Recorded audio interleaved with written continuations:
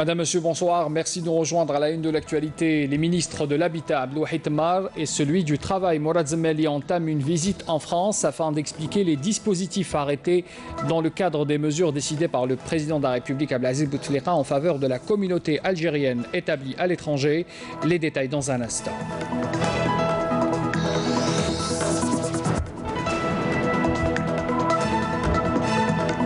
La Casbah d'Alger a fait objet ce matin d'une opération de toilettage en prévision du mois sacré de Ramadan, un travail multi-associatif qui est derrière cette opération.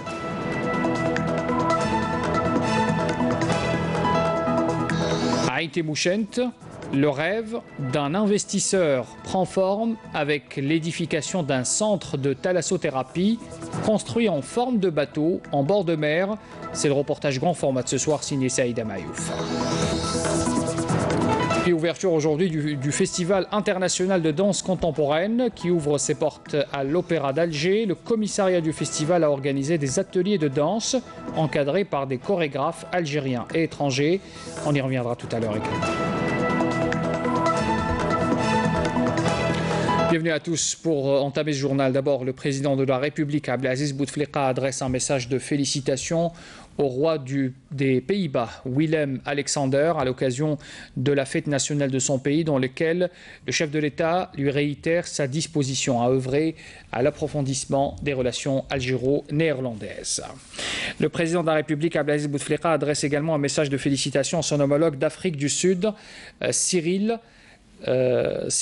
Ramaphosa, à l'occasion de la fête nationale de son pays, dans lequel le président Bouteflika a révélé bien sûr les liens traditionnels d'amitié, de solidarité et de coopération qui unissent l'Algérie et l'Afrique du Sud, réitérant par là même sa ferme volonté d'œuvrer au raffermissement et à la diversification de la coopération économique qui lie les deux pays. Un autre message du chef de l'État, le président de la République, adresse aussi un message de félicitations au président de la Sierra Leone, Julius Maada Bio, à l'occasion de la fête nationale de son pays, dans lequel Abdelaziz Bouteflika assure sa volonté d'œuvrer au renforcement des relations de coopération qui lient l'Algérie à la Sierra Leone. Voilà donc pour les messages présidentiels. On revient justement sur cette visite demain du vice-premier ministre, ministre des Affaires étrangères et de l'intégration régionale de la République démocratique du Congo, Léonard Chi-Okitondo, qui effectue à partir de demain donc une visite officielle de 2 jours en Algérie à l'invitation du ministre des Affaires étrangères Abdelrahman Al-Messahel. Cette visite sera l'occasion pour les 2 hommes de procéder à une évaluation de la coopération bilatérale. Comme je l'ai annoncé en titre, cette visite de 2 membres du gouvernement à Paris, d'abord le ministre de l'Habitat Abdelouahid Temmar et le ministre du Travail Mourad Zemmali, tous les 2 donc entament cette visite en France afin d'expliquer les dispositifs arrêtés dans le cadre des mesures décidées par le président de la République, Abdelaziz Bouteflika, en faveur de la communauté algérienne établie à l'étranger. C'était lors d'une rencontre avec les membres de la communauté qui étaient nombreux d'ailleurs à s'intéresser à ces avantages, au même titre, il faut le rappeler, que leurs compatriotes résidant en Algérie, pour ce qui est du logement, mais aussi pour la création de l'entreprise de Paris, Afaf Belhouchet.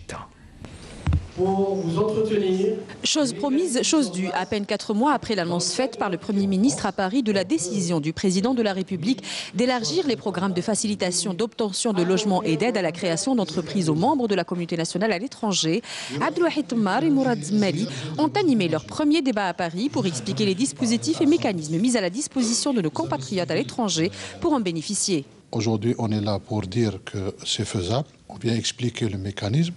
On vient pour dire que toutes les villes de l'Algérie sont concernées, mais qu'en première étape, nous avons un quota à mettre sur la table.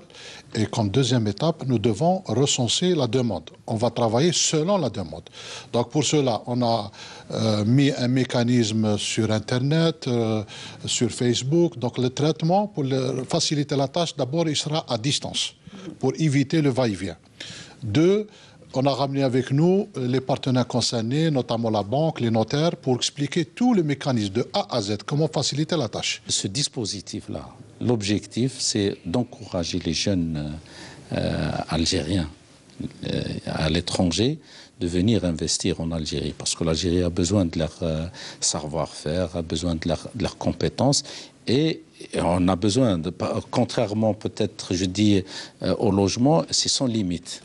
Donc, on peut supporter ou accepter toutes les demandes formulées par les jeunes immigrés, surtout dans le domaine technologique, des start-up.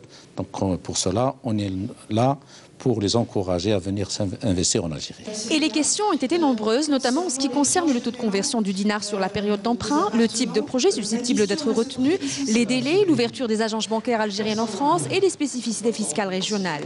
Accompagnés des DG et PDG du CPA, l'ONPI, la Chambre nationale des notaires, la CNAC, l'ANSEJ, les deux ministres ont apporté tous les éléments techniques pour satisfaire un public très attentif.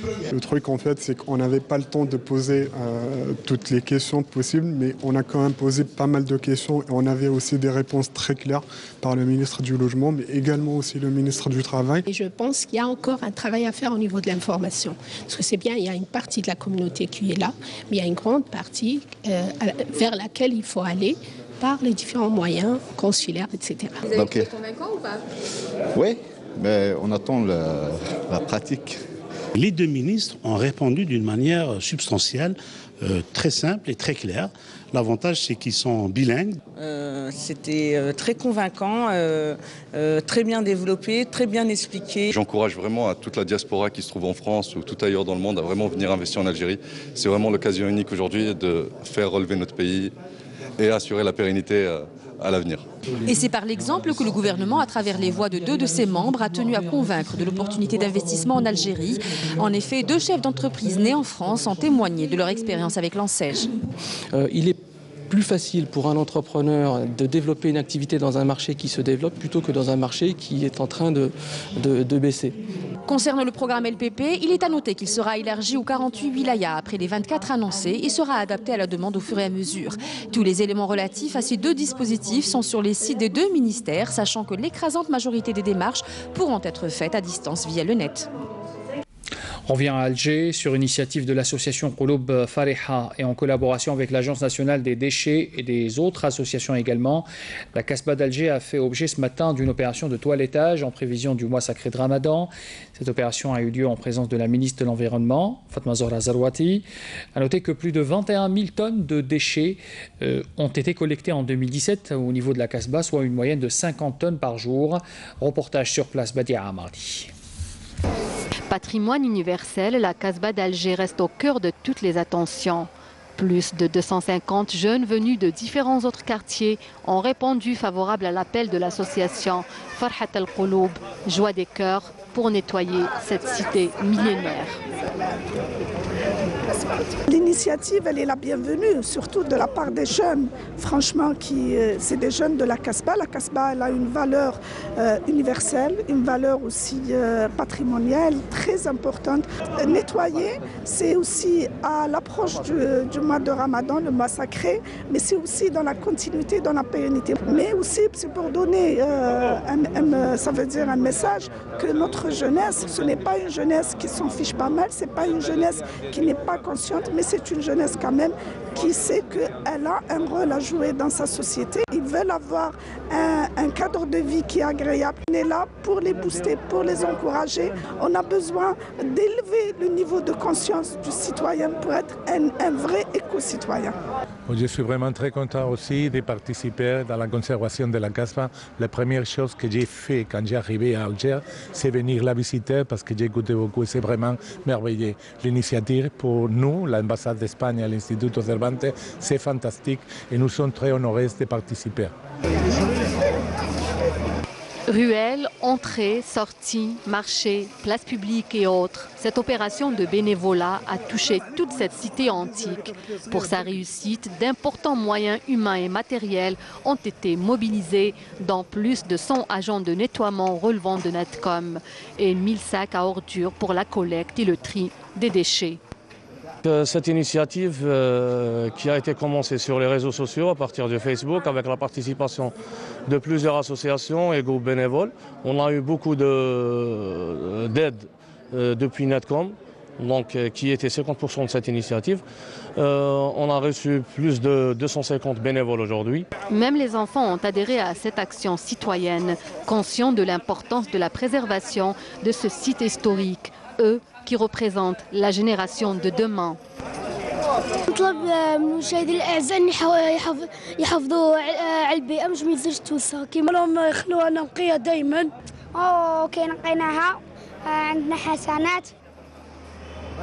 Un élan citoyen pour cette citadelle qui fait la fierté de l'Algérie et de ses enfants, pour peu que ces derniers continuent à la préserver.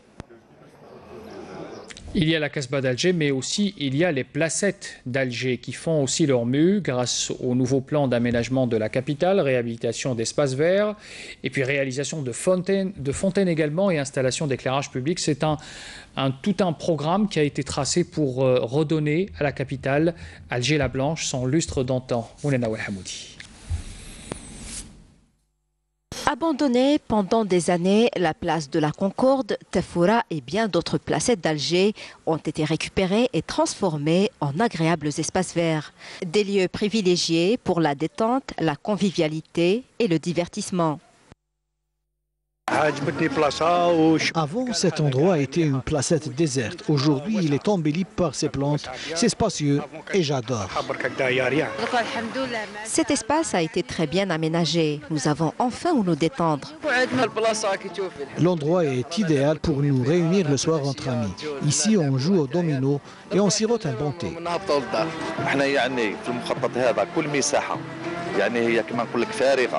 ننجموا نعاودوا ريكيبيريوها في الميليو اوربان ولا في لو ميليو بيري اوربان اللي ريكيبيري سيستماتيكمون en espace vert. Ces petits espaces, autrefois abandonnés, ont été transformés en de magnifiques jardins décorés par des jets d'eau authentiques avec des mosaïques sublimes rappelant le vieil Alger. Les espaces favorables à la réalisation de jets d'eau seront systématiquement exploités. On a réalisé deux jets d'eau qui sont symétriques par rapport à l'autoroute. Dans le nouveau plan d'aménagement, l'éclairage public n'est pas en reste. Les routes, les espaces verts ou encore les ponts ont été rehaussés d'un éclairage moderne avec de jolies lumières tamisées, créant une ambiance féerique.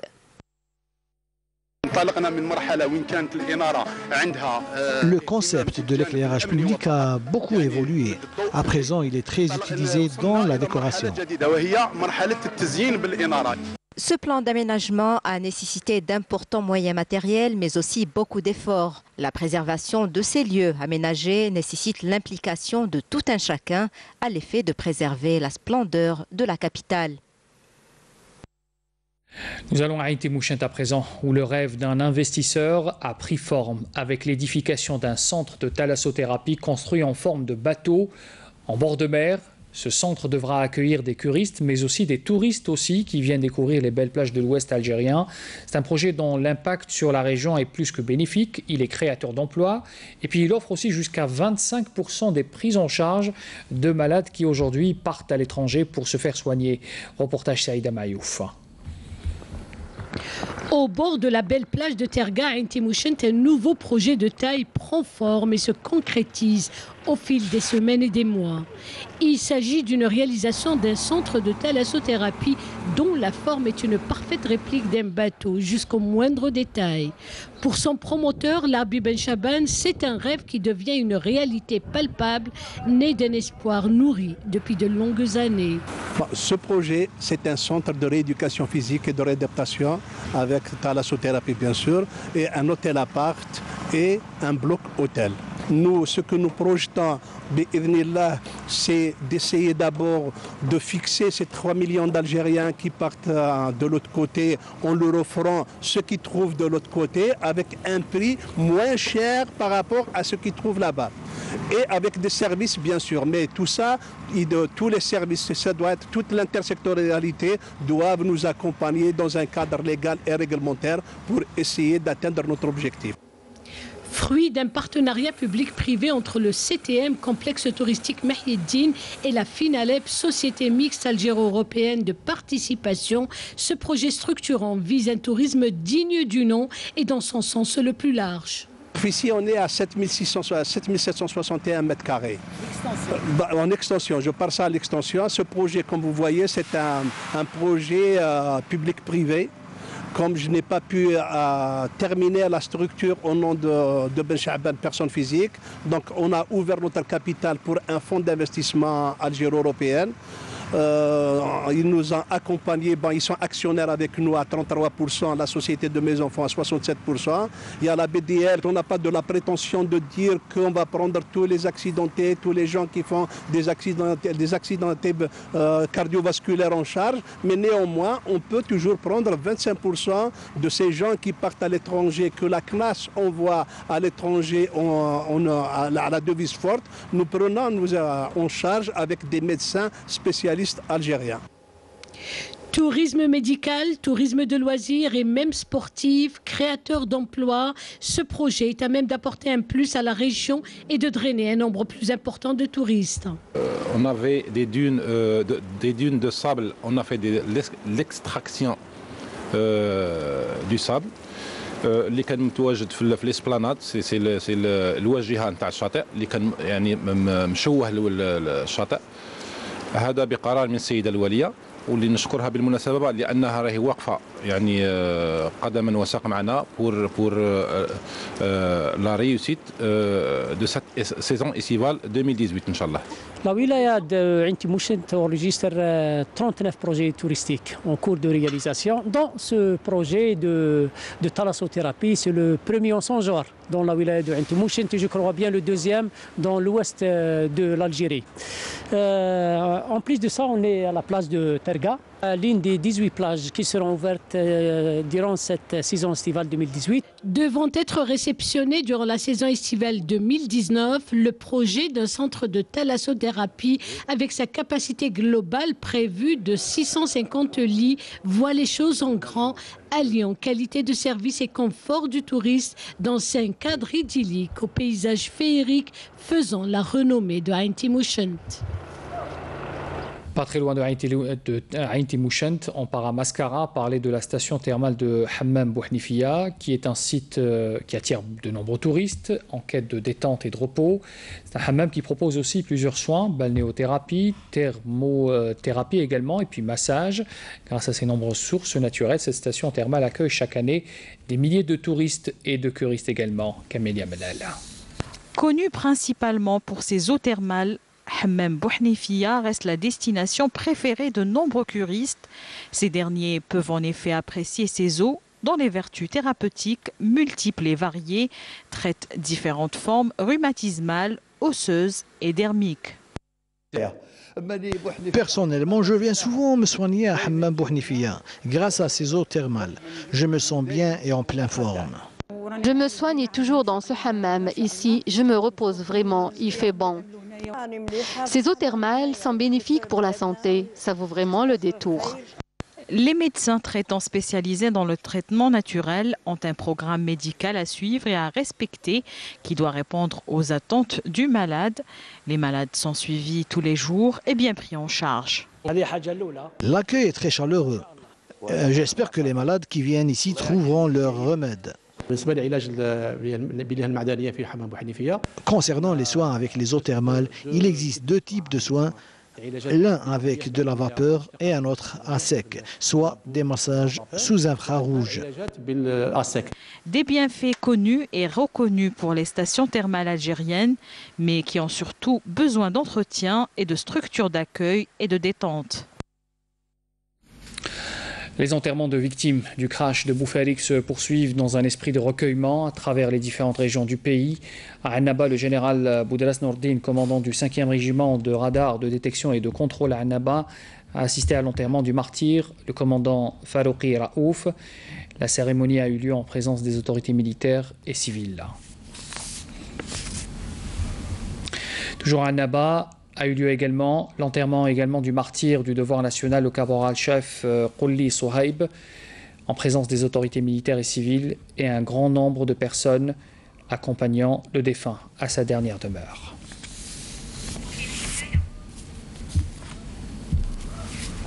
Et puis à Béchar, au cimetière de Sidi el-Bachir, la martyre victime du crash d'avion également de Boufarik, Ma'mouri Hasniya, a été enterrée avec les honneurs militaires en présence des autorités militaires et civiles et un grand nombre de citoyens également présents.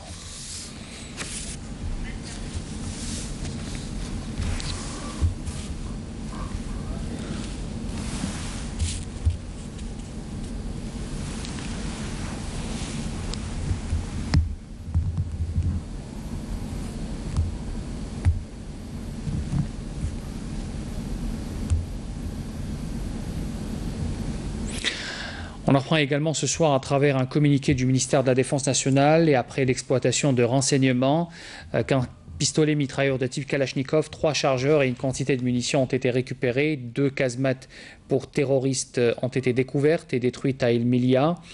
Et puis dans un autre contexte, des détachements de l'ANP en coordination avec les services des douanes ont saisi à Bourj Beji Mokhtar et Ingizam ainsi qu'à Souqahras, Tbessa, At-Taraf également, un camion. 29 441 litres de carburant, et puis 5 marteaux-piqueurs et une importante quantité de denrées alimentaires, tandis qu'un détachement des gardes frontières a saisi à Naama 330 cartouches pour fusils de chasse de différents calibres, selon le communiqué du MDN. Et on parle de l'actualité internationale marquée ce vendredi par cette rencontre et ce sommet historique entre les deux Corées. 65 ans de division entre ces deux pays. Les deux présidents se sont dit engagés en faveur de la dénucléarisation, de la péninsule coréenne. Kim Jong-un et son homologue sud-coréen se sont serrés la main dans cette même zone démilitarisée ce matin, un moment historique que nous décrit Mounana Walhamoudi. Une poignée de main historique entre le leader nord-coréen Kim Jong-un et le dirigeant sud-coréen Moon Jae-in. C'est sur la ligne de démarcation qui sépare les deux Corées que les deux hommes ont choisi de se rencontrer. Un pin a été planté pour représenter la paix et la prospérité dans cette zone démilitarisée, symbole de la confrontation et de la division depuis 65 ans. Kim Jong-un est ainsi le premier chef d'État nord-coréen à fouler le sol de la Corée du Sud depuis la guerre de Corée dans les années 50. Kim Jong-un discutera avec son homologue des problèmes rencontrés pour améliorer les relations intercoréennes et parvenir à la paix, la prospérité et la réunification après avoir annoncé le 1er janvier dernier que son pays participerait aux Jeux olympiques d'hiver organisés par le Sud. Séoul a également souhaité que le sommet soit l'occasion de discuter d'un traité de paix pour mettre fin officiellement à la guerre. La reprise des réunions entre les deux gouvernements pourrait également être abordée. L'arsenal atomique nord-coréen figure en bonne place au menu des discussions. Le principal objectif de ce sommet étant de convaincre Pyongyang de renoncer à son armement nucléaire.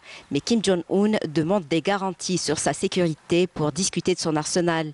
Kim Jong-un avait annoncé que la question pouvait être réglée si Séoul et Washington prenaient des mesures en vue de la réalisation de la paix. Pour sa part, Pékin a salué cette initiative et espère que cette rencontre historique aura des résultats positifs et sera l'opportunité d'ouvrir une nouvelle voie vers une paix et stabilité durable dans la péninsule coréenne, au moment où Washington réclame que la dénucléarisation de la Corée du Nord soit totale, vérifiable et irréversible. Dans le passé, Pyongyang avait exigé, en vue de revoir la question de l'armement, le départ des 28 500 militaires américains stationnés au sud et le retrait du parapluie nucléaire américain, deux questions qui ne sont pas à l'ordre du jour pour Washington.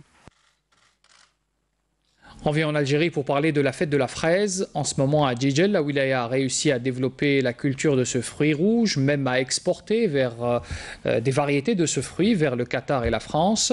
Cette culture des fraisiers a des perspectives prometteuses dans cette région côtière notamment. Camélia Malala. En ce moment, la fraise est célébrée en beauté dans la ville de Djidjel. Sous forme de tarte ou à l'état naturel, tous les moyens étaient bons pour que le produit soit mis en valeur. Une journée de divertissement, mais aussi de la promotion pour le meilleur produit de la région. Cette année, les célébrations sont grandioses. ولينا نخدموا عصير طبيعي بالفراوله معجون دي كونفيتور دي غاتو ساك دي تارتولات على باز دو فريز La culture de la fraise a connu dans la wilaya de Djidjel un bond qualitatif et quantitatif, puisque la production de ce fruit est passée de 1200 quintaux en 2001 à plus de 200 000 quintaux aujourd'hui. La 14e édition de la fête de la fraise a réuni bon nombre de professionnels de la fraiseculture. Cette filière agricole a occupé au fil des années une place importante dans la région de Djidjel, gagnant aussi bien en superficie qu'en nombre d'exploitants, et ce depuis 2001. Ce petit fruit rouge est même exporté vers plusieurs pays, dont le Qatar et la France. Nous avons exporté de la fraise à Qatar et en France, mais aussi en Grande-Bretagne, où on a connu un vrai succès. Toutefois, il y a des contraintes liées au transport. Nous ne pouvons donc pas satisfaire toute la demande. La fête de la fraise qui se tient chaque année dans la ville de Djidjel est un rendez-vous incontournable pour la promotion de ce fruit et une occasion pour les pâtissiers et les ménagers d'exposer leurs gâteaux et leurs confitures préparées à base de ce fruit rouge. Et puis comme j'ai lancé en titre, le Festival international de danse contemporaine vient d'ouvrir ses portes il y a quelques heures à l'Opéra d'Alger, ce vendredi bien sûr. Et puis à cet effet, le commissariat de ce festival avait organisé des ateliers de danse encadrés par des chorégraphes algériens et étrangers. Reportage Youssef Tafer, le récit de Jazia Bayou. On appelle ça la danse contemporaine. Ce sont des mouvements à première vue inhabituels. Mais cette danse trouve son rythme dans ses chorégraphies. Un art qui attire de plus en plus d'adeptes, y compris chez nous. Ces ateliers de danse en sont la preuve. Une cinquantaine de jeunes Algériens se préparent à la 9e édition du Festival de danse contemporaine qui se tient à partir d'aujourd'hui à Alger. L'importance de ces ateliers, c'est d'essayer de démarrer une nouvelle école pour l'opéra avec des bases classiques, néoclassiques, modernes. Il y a des gens très motivés. Simplement, ce qu'on demande, c'est des gens assez instruits. Parce qu'il faut un langage, il faut une pédagogie, il faut plein de trucs. Ces jeunes danseurs venus des différentes régions du pays semblent être heureux de participer à cet événement culturel. Le festival, c'est l'échange culturel entre l'Algérie et les États-Unis. Et voilà, ici découvrir peut-être de nouveaux talents, voilà, que ce soit des jeunes ou là, des grands.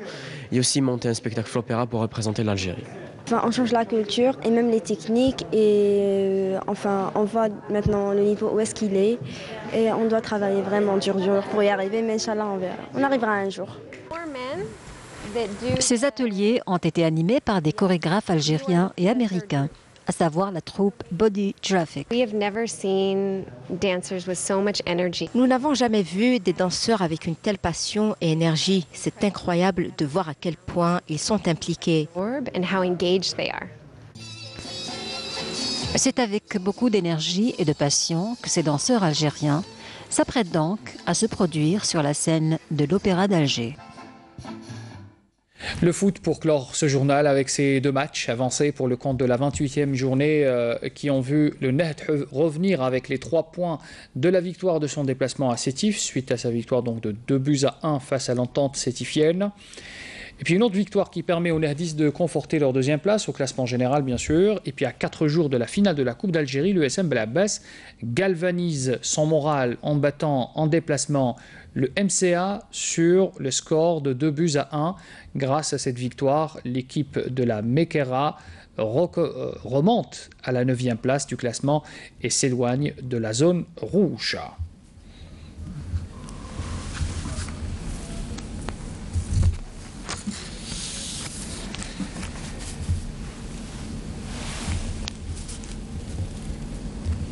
Voilà donc les buts de l'USM Blabès pour clore ce journal. Merci de l'avoir suivi. Très bonne soirée à tous. Pour l'information, retrouvez tout à l'heure Amina Nadir pour le journal de 20h. Et puis à partir de demain, à midi, Amina Zahouf. Je vous donne rendez-vous à 19h. Très bonne soirée à tous.